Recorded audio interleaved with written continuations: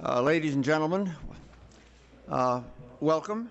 I'm very delighted to see such a distinguished group here. Just a couple of rules of the road. The meeting will be on the record, video recorded, and posted to CFR.org after the meeting concludes.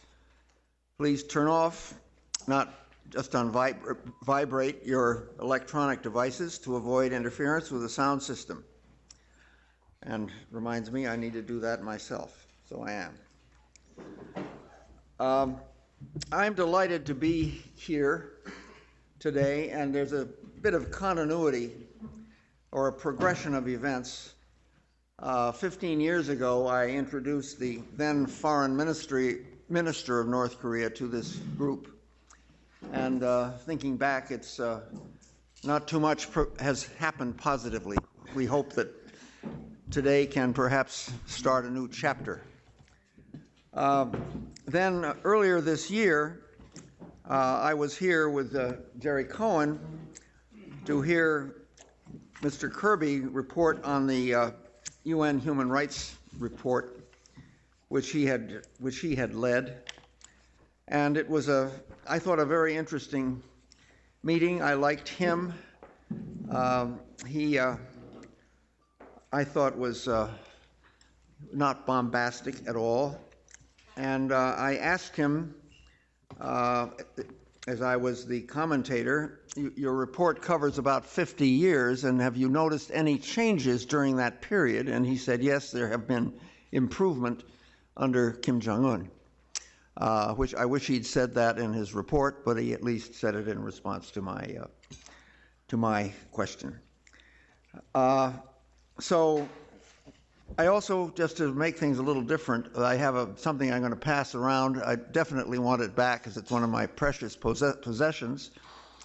It's a copy of a leaflet dropped by North Korea when I was ambassador. In 1991, I checked this out with Ambassador Jang. It's okay with him. And this was on a golf course south of Seoul. And for those of you who don't read Korean, you'll see me sitting regally in a chair with No Tae-yu bending over me, and we're discussing how to assassinate Kim Young-sam, who was the upcoming president of South Korea. So that was how I was perceived by the North Koreans. I pass this around because I think that some people feel, well, this guy Greg is sort of warm and fuzzy with the North Koreans. And that is not, we may be now, but we certainly weren't there. So anyway, please enjoy it. Jerry, thank you.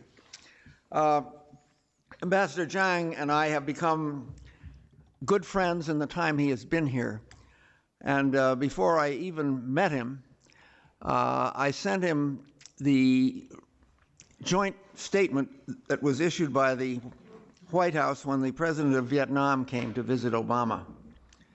And I said to Ambassador Jang, this is, I was in the misbegotten war of Vietnam for 4 years. It's a war we should never have fought.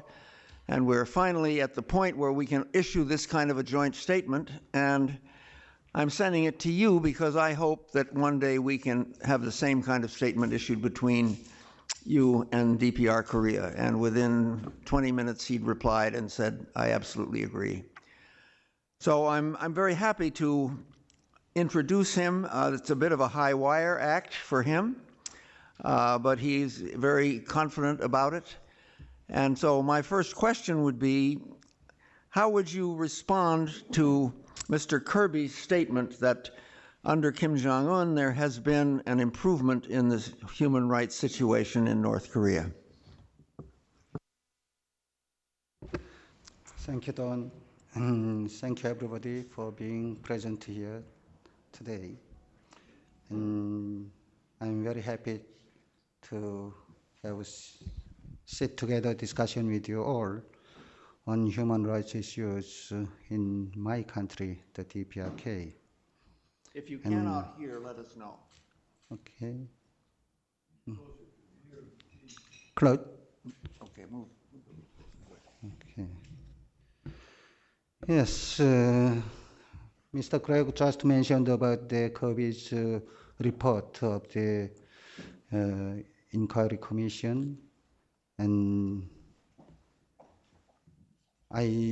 today I wish to introduce the report of our own prepared by the DPRK Association for Human Rights Studies in response to the Kirby's report.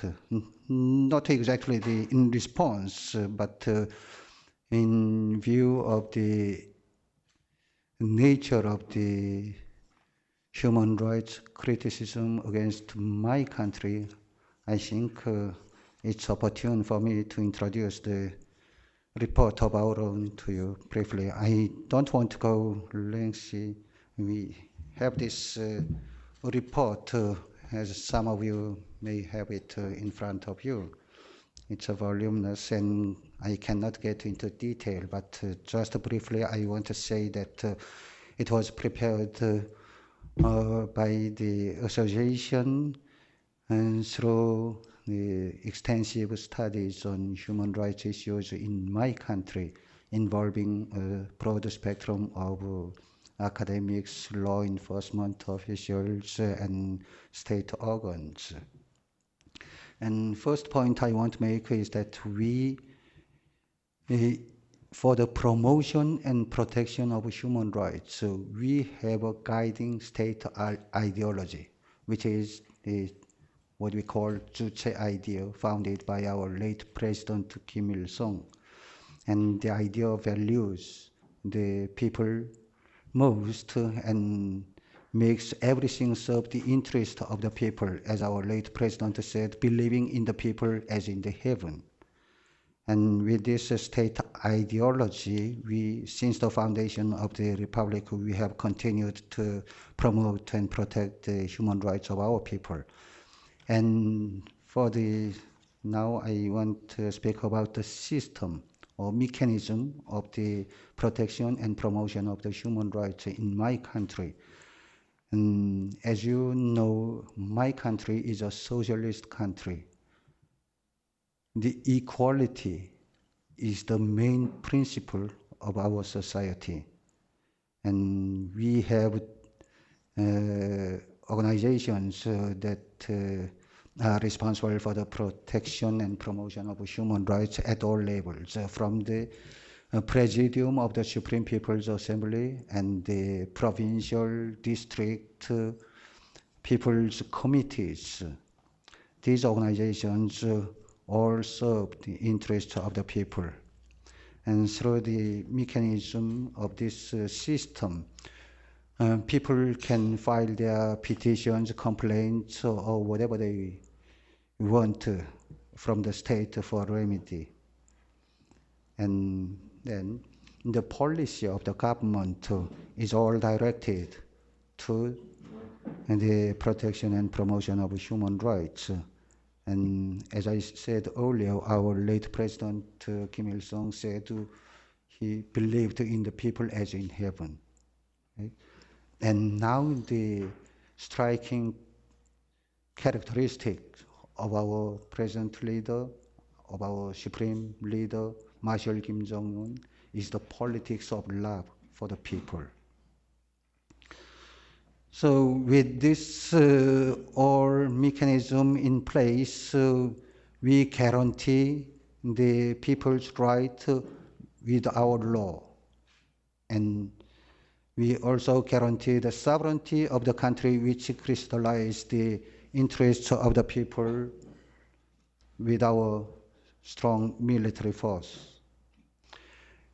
In the report, we stated the various rights people enjoy under the legal and practical systems. I will skip over this now. And on the third, it states the DPRK efforts to contribute to the international effort for promotion and protection of human rights on a global scale. And we have joined some international covenants and conventions on human rights, and we have faithfully participated in the UPR process, Universal Periodic Review, which examines the individual countries' human rights situations on equal footing every 4 years. And just a few months ago, we participated in the second cycle of the UPR and accepted some of the recommendations presented to my country during its review. And that most recently, we also joined the optional protocol on the rights of the child concerning the child pornography and things like that. And that we also made a proposal on holding human rights dialogue with the European Union. Right? And we clearly stated that we are willing to engage with the European Union on a range of human rights issues. And the first part of the report states the main obstacle to the enjoyment of human rights and fundamental freedoms by our people. And here I have to state that the major obstacle here is the United States hostile policy against the DPRK. And through its political, military pressure and economic sanctions, it tries to isolate and stifle our system. So I think as we discuss the human rights issues here today, I will have another chance to talk about it in further detail. And the fifth and last part is the prospect for human rights enjoyment by our people as the society evolves. When the economic conditions of our people improve, the full range of rights and freedoms to be enjoyed by our people will grow from strength to strength. With this, I have to stop. Sorry. You raised the question that human rights situation in my country improved recently under our Supreme Leader Major Kim Jong-un. And this is a constant effort of the government of my country to improve the human rights situation of my country by improving the people's livelihood and giving more freedom and rights to the people. So it's no surprise that the many changes are taking place in my country that will contribute to the improved enjoyment of human rights and fundamental freedoms by our people. Maybe one can see who recently visited my country may have witnessed that every day we witness the changes that are very conducive to the further development of my society, thus leading the promotion and protection of human rights. Can I just mention a few? Masi ski resort, horse track, pleasure parks, all over the country are springing up every day, all for the enjoyment of their pleasant life by our people. Thank you.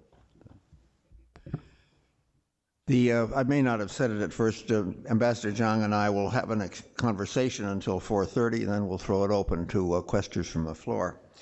I'd like to read a short paragraph from the DPR Korea report, which the ambassador referred to. The U.S. hostile policy against DPRK since its foundation is the most serious external factor and the biggest obstacle which hampers earnest desire of the people for genuine human rights, independent development of the country, and efforts for peaceful construction.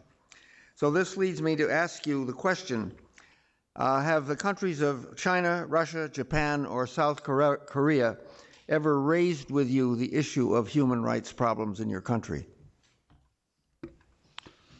Now, in recent years, South Korea and many more years back, Japan raised the human rights issues with my country, and we totally rejected the claims by the South Korean authorities of the human rights violation taking place in my country, right? And all the issues that pertain to the human rights and fundamental freedoms, we claim that our system is far more superior than those in South Korea, right? And as you know, the Japan raised the abduction issue of its nationals by my country, right? And we have much more to say when it comes to human rights issues with South Korea or Japan, right? As you know, Japan has committed crimes against humanity long time ago during its occupation of my country. But it has not yet made any formal apology and sincere compensation to the victims. But let bygones be bygone. And now Japan and my country entered into talks on the abduction issues, and in Helsinki, our two countries agreed to reinvestigate the issue. And I think it's progressing fairly well. And I hope that a good result will come there. So by your remark, I would gather that neither China, Russia, or have raised the human rights issues with you. Is that correct? No, actually, as far as I know, they have not raised the issues with my country. But I understand that China and Russia share the same view on human rights issues, right? And China, Russia, they are all opposed to the politicization, selectivity, and double standards in dealing with the human rights issues. And my country is not the only country that are targeted by the United States and other Western countries. China and Russia are also under heat from the Western countries in one way or the other. 3 Americans are held in your country, and are any of them connected with human rights issues? No, definitely not. They are detained according to the judgment of our judiciary that they committed crimes under our law. So it's completely a judiciary matter. It has nothing to do with the human rights issues. I was just at a conference in England last week, and there was a Russian who had been there as the TASS bureau chief and had spent several years in Pyongyang. And there was a discussion of human rights at this conference, and he spoke up and said, thinking back to the rapprochement which was achieved with the United States before under Reagan and Bush, and he sort of said if human rights had entered into that discussion, no progress would ever have been made. Would you agree with that? Oh, that's their assessment, but I think in reality, the human rights issues were discussed between the United States and Soviet Union at the time, I think. Now known as Helsinki process, the Western countries are claiming that they have to include the human rights issues in dealing with my country also, right? What they call it's a third basket. I think along with confidence building measures, economic exchanges and cooperation, they included the human rights issues in one of the agenda. So you feel there is a way to constructively engage in discussion on human rights as long as it's not as seen as a sort of a zero-sum game, whereas one side has done all the bad things and the other side has done all the good things? Is that the problem? Oh, our consistent position is to have resolve all the outstanding problems or differences through dialogues and negotiations. That position remains the same as ever. And we are also willing to engage in dialogues and cooperation when they are really aimed at promotion and protection of genuine human rights. So in recent months, as I mentioned earlier, we proposed to the European Union to have a human rights dialogue with it. And that our willingness to engage in human rights dialogue can find its expression in our willingness to enter into technical cooperation with the United Nations Office for Human Rights Commissioner. At this conference that I mentioned, I was struck by the different attitude toward particularly the Europeans and the EU. They seem to be interested in a much broader spectrum of factors in North Korea: diet, economics, grain production, attracting foreign investment. There was a good deal of very positive comment about your economic zone in Rajan Songbong. And I had the feeling that in Europe, there's a much broader gauge issue in your country than there is in this country, where we are sort of locked into sort of thinking that unless progress is made on the nuclear weapons issue, no progress can be made anywhere. And I came back from Europe having really enjoyed a much broader dialogue on the DPR Korea than I have had in the United States. Would you like to comment on that? No, I think it's a very good sign and positive willingness by the European countries to engage broadly with my country in not only military fields but also economic fields, right? Including, as you mentioned, food, special economic zones, and development of other infrastructure. And when we expand our relations into other fields, that may also contribute to the improved relations as well as the improved enjoyment of human rights and fundamental freedoms by our people. I think it's a good. There were a couple of very interesting Russians at this conference, and I asked them about their opinion of Putin, and they said he's fully in control. And they seemed to be rather happy with the way things were going. And they said to me, expect some interesting developments between DPR Korea and Russia under Putin's rule. Have you any idea of things coming down the road on that issue? No, I'm not an expert in that field, in that bilateral field, but the relations between my country and Russia are good, and I think we have a very good prospect for further development of our relations in various fields, including economic ones. Then the last and most difficult question is, why are you here? Why are you doing this today when for years you weren't doing it? I think it's a great thing that you are. I am delighted to be here sitting next to you. But what has happened that brings you here today, which would not have been possible in the past? That's very interesting and very good point, I think.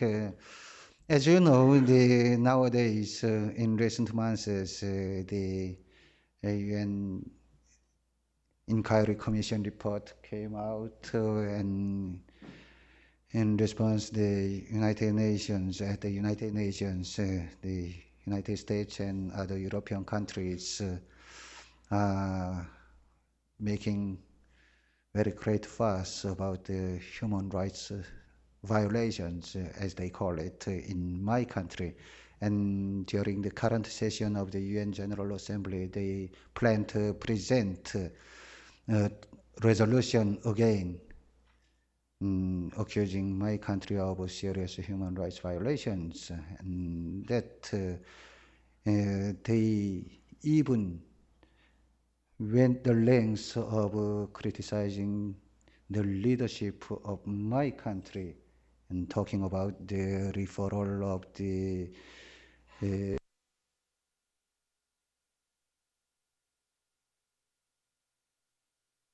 international criminal justice mechanism and bringing those responsible at the highest level of the state to justice and so on.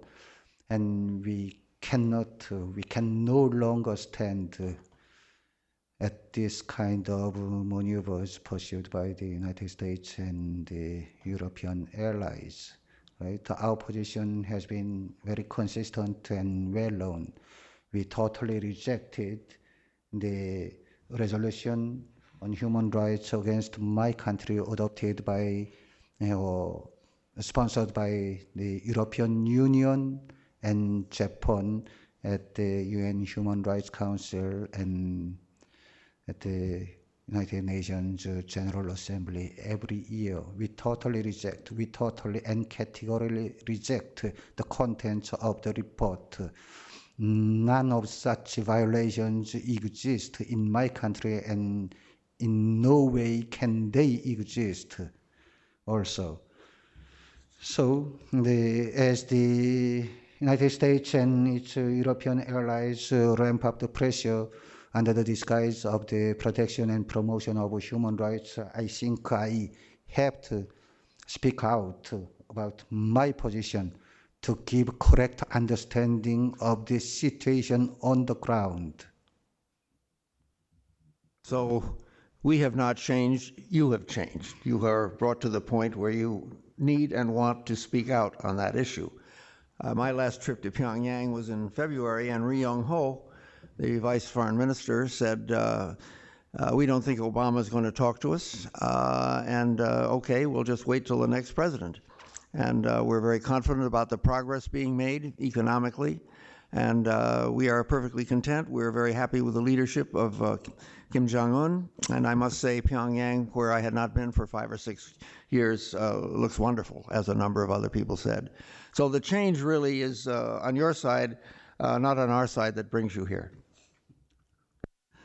Not really the change, but according to our consistent position, we need to talk in broad terms to the international community, I think, especially when the United States and other hostile forces went to even the lengths of spotlighting the leadership of my country, criticizing and asking for accountability and so, right? As you know, my people keep our supreme leadership very dear to their hearts, and we hold him in highest esteem, hold our respected Marshal Kim Jong-un in highest esteem. And by saying about the leadership, we thought that it was directed our leadership at the highest level, and we could not stand. We could no longer sit idle, just watching and responding back. And we think we have to take action on our own in response to such political plots. Actually, we regard the resolution against the DPRK as politically motivated and has nothing to do with the genuine protection and promotion of human rights. So if you take it as a change or whatever, it's up to you. Thank you. All right, our conversation has come to an end. I would like to open the floor for questions. Please keep them short, and please identify yourself when you speak. And Jerry Cohen had his hand up first. I'm delighted that Ambassador Jung has come here.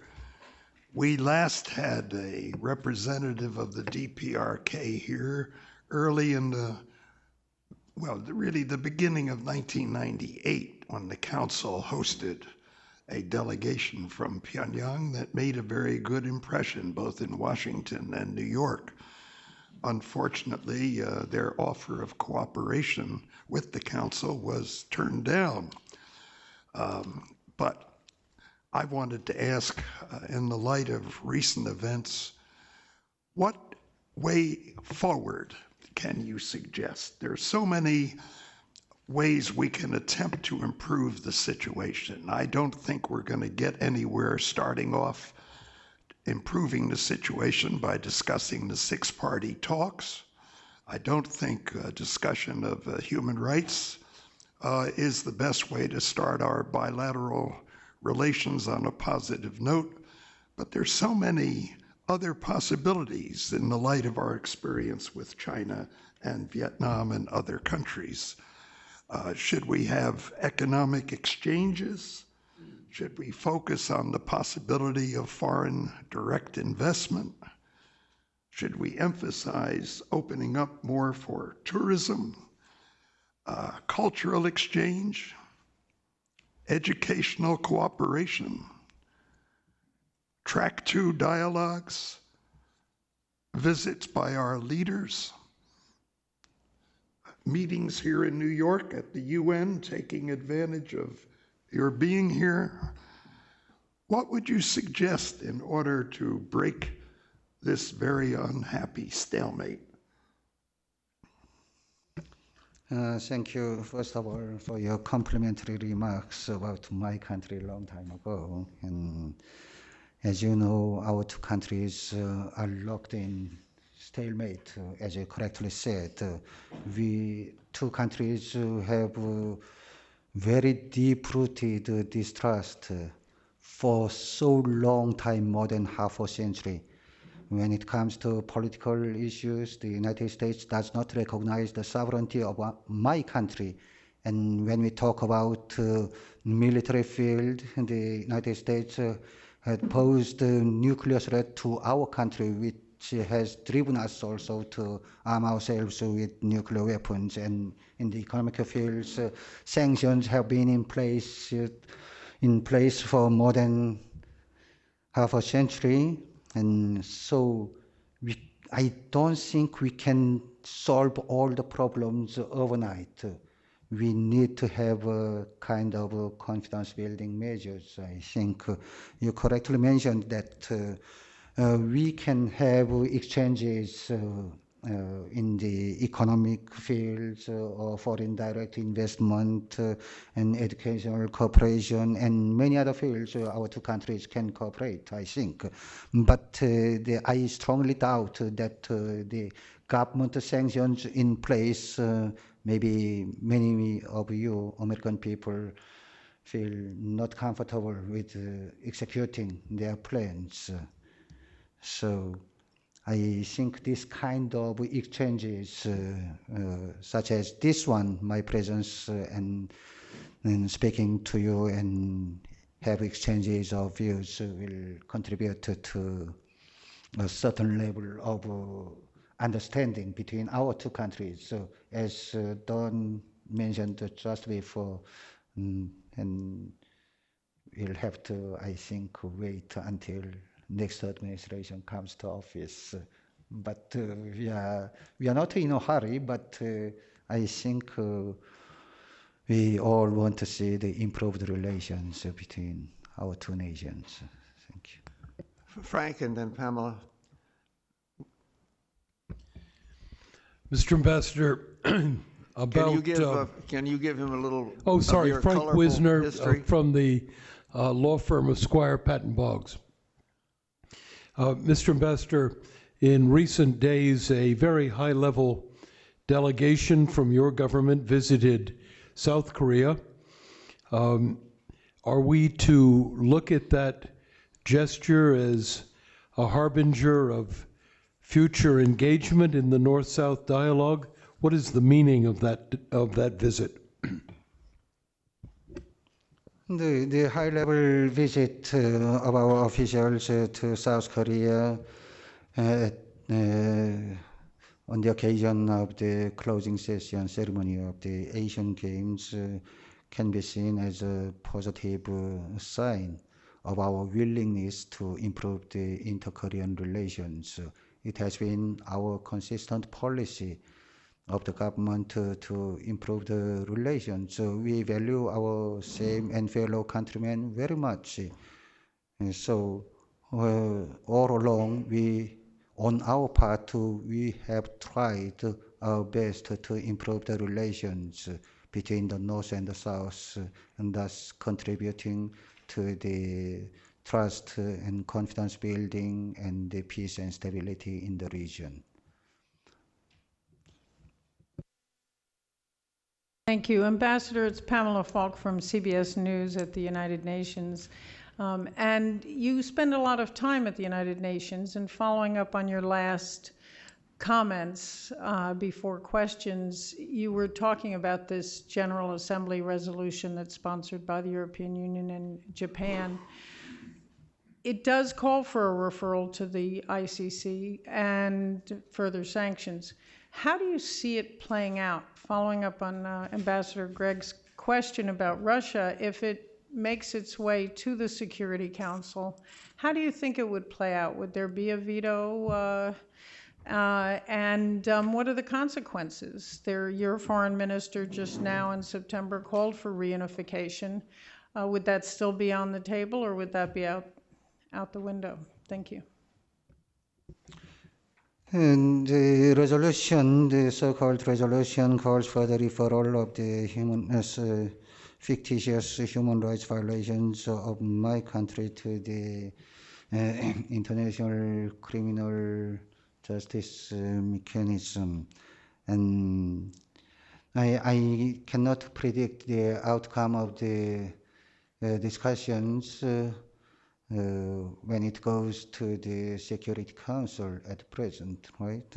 At this stage, I cannot predict anything, but all we have done is that we showed our sincere willingness to get into serious dialogue with the European Union, and I hope that EU will face the reality and take positive corresponding measures by deleting those paragraphs from their resolution.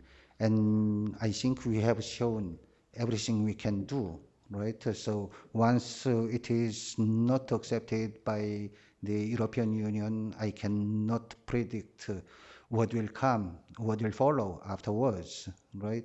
So all the efforts and claims made by European Union so far, calling on us to enter into dialogue, will go nowhere, I think.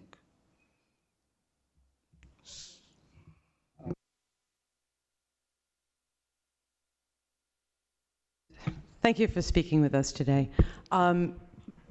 But if I may ask a real question, we've all read, perhaps you've read, the reports on the labor camps in North Korea, on the incredible atrocities committed there and attested to by many, many defectors.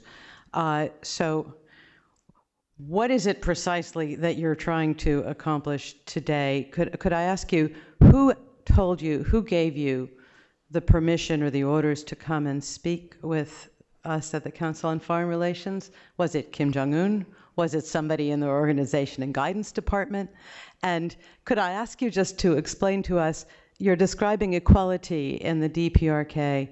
You've surely read the accounts of Songbun. Could you explain your own?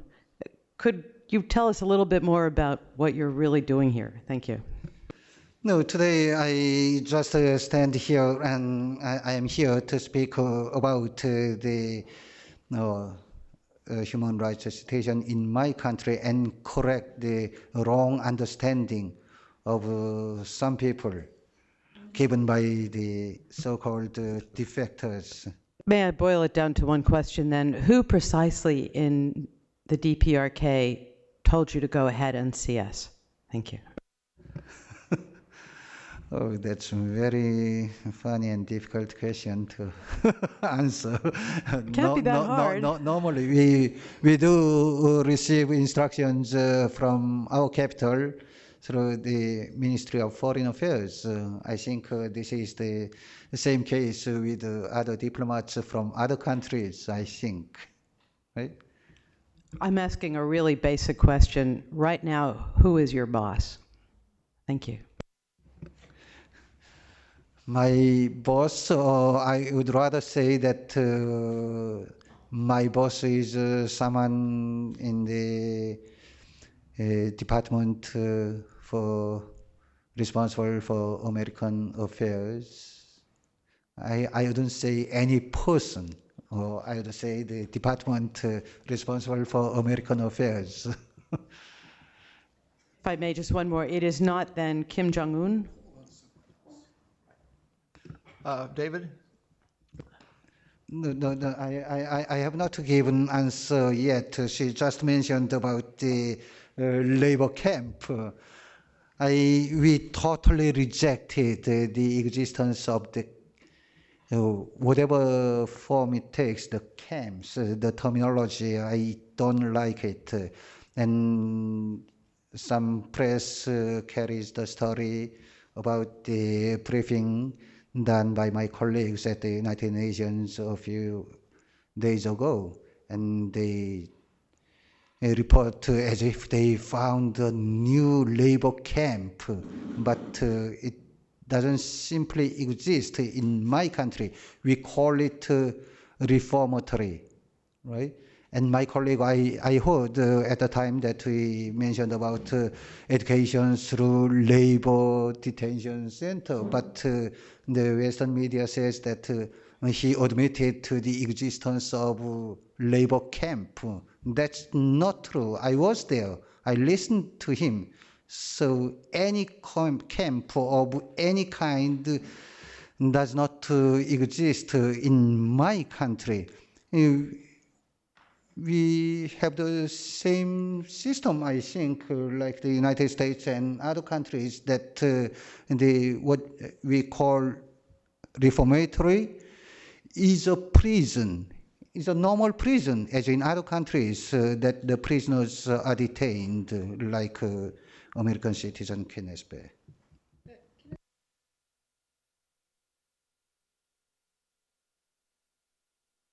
Sorry, so just because there was a debate, so thanks for clarification, that there are no political prison camps in North Korea, and you're saying they're just prisons. Okay. I have to clarify, and again, we stated that we have no political prisoners camps time and again. But why the Western media talk so much about the political prisoners camps?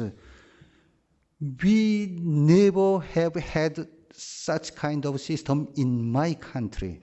That's for sure. David? Thank you, Ambassador Jang, and thank you for coming here today. I'm David Sanger from the New York Times. I wanted to ask you two questions that might help us understand the motivations of your government. The first is that last winter, you'll recall, Kim Jong-un's uncle was executed after a fairly short trial.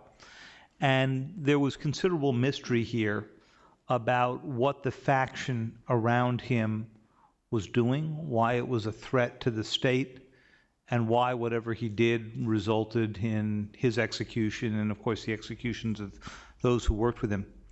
And the second thing I wanted to ask you was, I think Mr. Gregg said earlier that your government has come to the conclusion that President Obama is not going to talk with you during the remainder of his time. I think that if somebody from the administration was here, they would probably say that North Korea set the tone when it conducted a nuclear test just a few months into President Obama's presidency. And so I'm wondering what in the North Korean view was accomplished by both conducting that test and moving forward with the other nuclear developments that we've seen in the past 5.5 years. Thank you for the question, and I'm glad to see you in person, although I have read many articles written by you in the past. And as for the execution of the Jang Song-taek faction, I don't think I need to give any other further explanation to you. It was clearly stated through our official statement.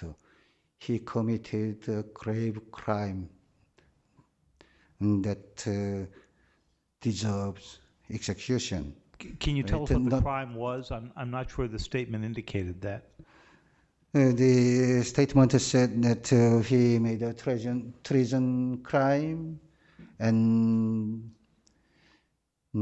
he also illegally amassed foreign currency and broke the law of the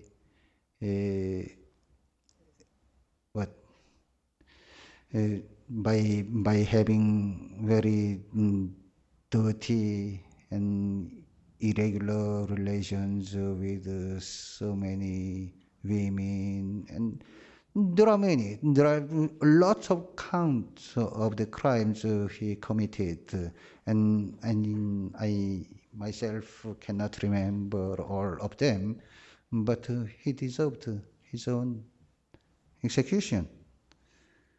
And as for the nuclear test we have conducted, and through the test, I think we further developed our technology and the power of the nuclear weapons that we possess. Having demonstrated that, the question was, what do you think you accomplished by conducting that test? Has it changed the way North Korea deals with the world? We stated through our nuclear tests, we would further develop our technology, such as miniaturization of the nuclear warheads and maybe the extension of the life of the nuclear weapons. There may be many things, and I think I heard that many specialists or experts through one test can have so much data on further developing them. I think part of Mr. Sanger's question relates to the timing of that test, which came out just after the so-called Leap Day agreement, which seemed to be a very forward-looking agreement. Okay. So how did that break down? Yeah, Leap Day agreement. We after the Leap Day agreement, we launched our satellite into orbit, and taking this event as an excuse, the United States brought the peaceful satellite launch as a serious violation of the United Nations Security Council and imposed tougher sanctions. And in response, we compelled to do another nuclear test. That's our self-defensive measure. I think that's a difficult issue, and it needs to be somehow clarified in a way. I mean, were the Americans aware that you were going to launch this satellite? Wasn't it in celebration of Kim Il-sung's birthday or something like? Did they know that this was coming in advance? Yes, exactly. It was planned long ago, and it was one of the last instructions of our late General Kim Jong-il, as we stated earlier.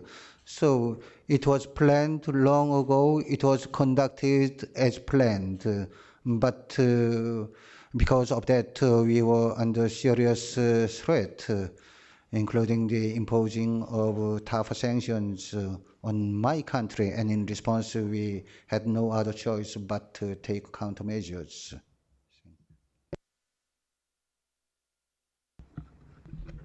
I'm Carol Bogert from Human Rights Watch. I was interested in the exchange between you two ambassadors about why Ambassador Jang has come here. And I have to say, I think I disagree with Ambassador Gregg that it is a signal that things have changed in North Korea. And I would agree with you, Ambassador Jang. I take you at your word that you are here because a political process, a commission of inquiry, from the United Nations has prompted your government to make a diplomatic response.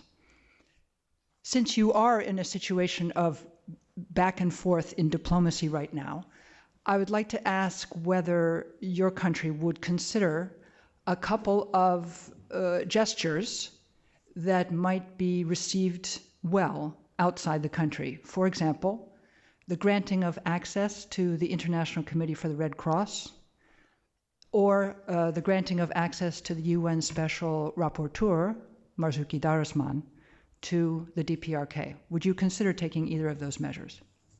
No, I think my answer would be it all depends on how the European Union will come out in response to our proposal to have a dialogue and have technical support from UN Office, High Commissioner's Office for Human Rights. And I think if the attitude from EU and other Western countries is positive, I think anything is possible, I think.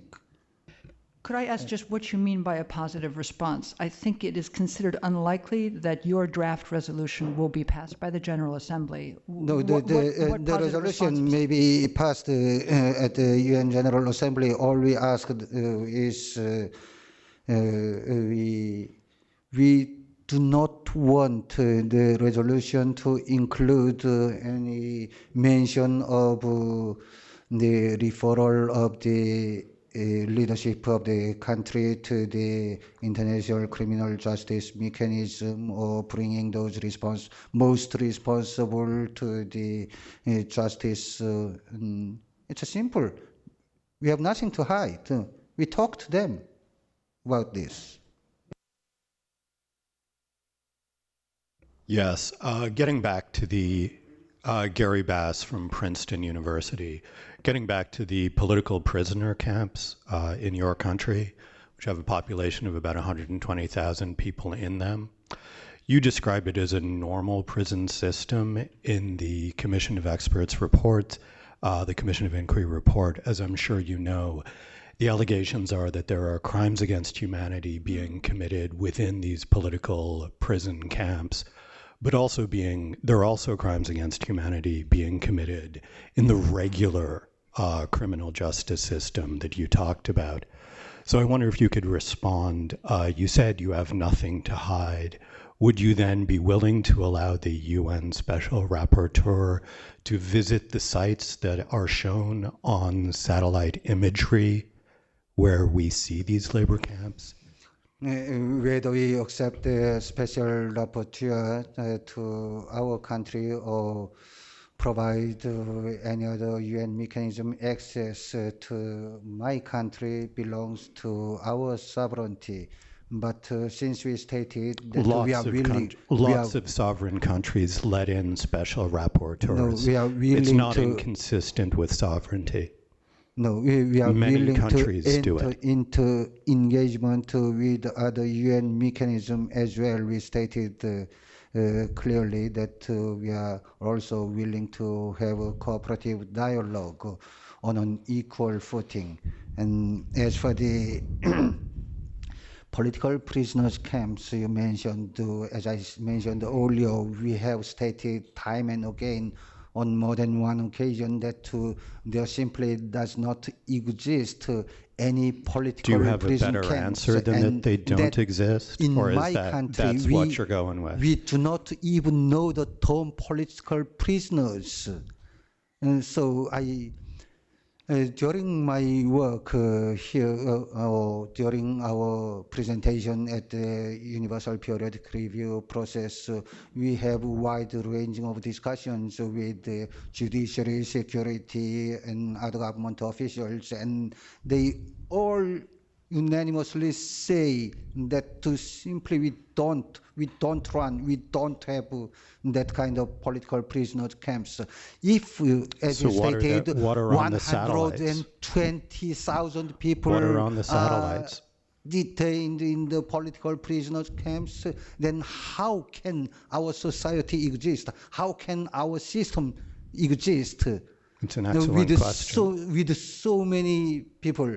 No, that's not true. That's the So fabrication. what and is it that's shown on the satellites? Political. What is it that's in the satellite imagery? No, that's not true. And What's not true? What are they? So-called defectors fabricated their stories to raise up the price of their presentation. I strongly object to. In fact, we can deny every part of what they say, right? So I think my colleagues at the UN, when the issues come up again, then they will disclose further in detail about their fabricated or concocted stories. Thank you. When I asked Mr. Kirby if there had been any change in what he had perceived as the problems of human rights in DPR Korea, he said there had been some improvement under Kim Jong-un. Can you give us some sense of what Mr. Kirby was referring to when he said that? Maybe he might have received the report from the other international media about the prevailing reality in my country. In fact, I also feel that there has been much improvement in the people's livelihood. There are many amenity facilities newly built, and our present leader, Marshal Kim Jong-un, cares very much about my people, and he gives detailed guidance to take care of those people as their kiss and kin. So my people follow and admire him so much as they did with our late president and our General Kim Jong-il. But would it be possible for you to say that there perhaps are less people in the reformatories now than there were a few years ago? Can you make any statement about that? No, I think the less people there. I think and that as the economic situation improves, the less and less prisoners will serve their terms. And according to my experience with our legal people, right, when the economic situation gets worse, the more crimes can be found.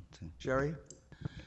Well, I'd like to get back to my original list of practical steps that we might take to try to break the stalemate. It's obvious from the questions you've heard, there's a high degree of interest in the human rights problem.